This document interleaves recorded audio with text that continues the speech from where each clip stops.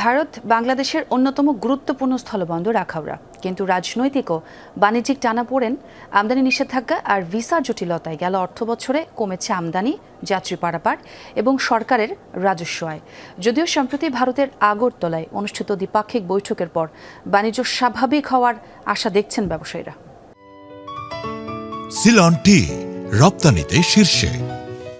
ব্রাহ্মণবাড়িয়ার আখাউড়া স্থলবন্দর, একপাশে সারিবদ্ধ পণ্যবাহী ট্রাক, অন্য পাশে অপেক্ষায় কাস্টম ইয়ার্ড। সীমান্তে বাণিজ্যের ব্যস্ততা থাকলেও হিসেব বলছে ভিন্ন কথা। এই স্থলবন্দর দিয়ে গেল অর্থবছরে রপ্তানি সামান্য বাড়লেও উল্লেখযোগ্য হারে কমেছে আমদানি। আখাউড়া স্থল শুল্ক স্টেশনের তথ্য অনুযায়ী 2025-26 অর্থবছরে এ বন্দর দিয়ে প্রায় 524 কোটি টাকার পণ্য রপ্তানি হয়েছে, যা আগের বছরের তুলনায় প্রায় 10 কোটি টাকা বেশি।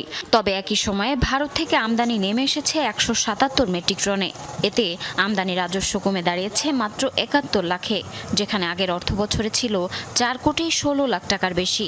5ই আগস্টের পরে যদিও আমাদের ব্যবসা বাণিজ্য এখন কিছুটা প্রাণবন্ত হয়ে উঠছে, কিন্তু ওই আমাদের প্রতিবন্ধকতাটা এখনো কাটেনি। এই বন্দরটা যদি রপ্তানির পাশাপাশি আমদানির একটা সংযোগ রাখে, সেই ক্ষেত্রে হয়তো আমরা যারা পার্শ্ববর্তী ব্যবসায়ী আছে তারা হয়তো উপকৃত হব।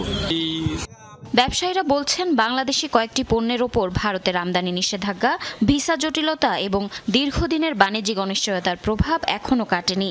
ফলে সম্ভাবনা থাকলেও প্রত্যাশিত গতি ফেরেনি সীমান্ত বাণিজ্যে।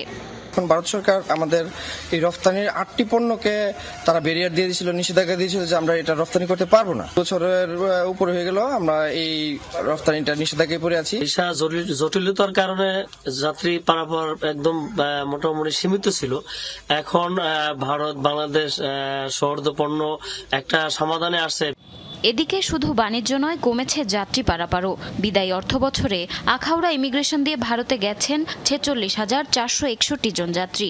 এতে ভ্রমণ কর থেকে আয় কমে দাঁড়িয়েছে 4 কোটি 15 লাখ টাকায়, যা আগের অর্থবছরে ছিল 6 কোটিরও বেশি। গত অর্থবছরে এই আখাউড়া স্থলবন্দর দিয়ে প্রায় 47,000 মেট্রিক টন পণ্য রপ্তানি হয়েছে এবং এই শুল্ক স্টেশন দিয়ে প্রায় 80,000 যাত্রী গমনাগমন করেছে। এমন পরিস্থিতিতে বাণিজ্যের গতি ফেরাতে ভারতের আগরতলায় 2 দিনের বৈঠকে বসেন 2 দেশের ব্যবসায়ী নেতা, চেম্বার প্রতিনিধি ও সরকারি কর্মকর্তারা। বৈঠকে সীমান্ত বাণিজ্যের প্রতিবন্ধকতা দূর, পণ্য খালাসের প্রক্রিয়া সহজ করা, অবকাঠামো উন্নয়ন এবং ব্যবসায়ীদের জন্য ভিসা প্রক্রিয়া সহজ করার বিষয়ে আলোচনা হয়। আমাদের যে বাণিজ্যের সঙ্গে ভারতের সঙ্গে যে বাণিজ্য ঘাটতি অনেক, সেক্ষেত্রে এই রুটটাকে আমরা এই বাণিজ্য ঘাটতি কমানোর জন্য আমরা যাতে বেশি করে এক্সপোর্ট করতে পারি, আমাদের দেশের রপ্তানি বাড়াতে পারি, আমাদের সাথে সেই লক্ষ্যে আমরা কাজ করেছি। ত্রিপুরা গভর্নমেন্ট চাচ্ছে যে আমাদের বাংলাদেশও অন্যান্য দেশ যাতে সে আপনি বিনিয়োগ করে তাদের উন্নয়নের আমরা যাতে পার্টনার হতে পারি। শুল্ক কর্মকর্তারা জানান, অবকাঠামো উন্নয়ন, ভিসা প্রক্রিয়া সহজীকরণ এবং বাণিজ্যিক প্রতিবন্ধকতা দূর হলে আখাউড়া স্থলবন্দরে আবারও বাড়বে আমদানি রপ্তানি, বাড়বে যাত্রী পারাপার, আর তাতেই গতি ফিরবে সীমান্ত বাণিজ্য ও সরকারের রাজস্ব আয়ও। এই বন্দরের সাথে আমাদের এখানে সংশ্লিষ্ট যারা ব্যবসায়ী আছে, যারা এই নিকটবর্তী এলাকায় যারা ব্যবসা করছেন, তারাও আমাদের সাথে এগুলো প্রতিনিয়ত যে দাবিগুলো জানাচ্ছেন যাতে এখানে আমদানি কার্যক্রমটাকে একটু বেগবান এবং গতিশীল করা হয়। এই দুটো দাবিকে আমরা আসলে নিয়মিত বিরতিতে আমাদের ঊর্ধ্বতন কর্তৃপক্ষকে অবহিত করছি এবং আমরা আশাবাদী সামনে এখান থেকে হয়তো ভালো আউটপুট, যেটা দেশ ও জাতির জন্য মঙ্গলকর, সেরকম কিছু আউটপুট আমরা পাবো।